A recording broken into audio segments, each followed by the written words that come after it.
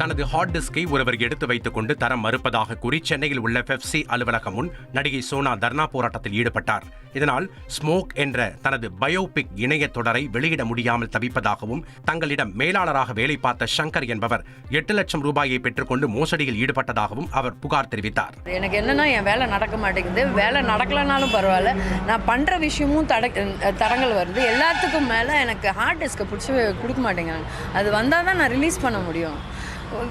அது ப்ரெஷர் பண்ணி போட்டால் இந்த பாசில் தெரியுமா, இப்படின்னு கொடுத்து விளையாடுவாங்களே, அந்த மாதிரி விளையாடிட்டு இருக்காங்க. இவன்கிட்ட கேட்டால் அவன்கிட்ட போய் கேளு, அவன்கிட்ட போய் கேளு, இன்னொருத்தர் கேட்டால் குப்பத்தட்டியில் இருக்கும், நான் எங்கேயாவது தேடிக்கு தரேன்றது எனக்கு புரியல.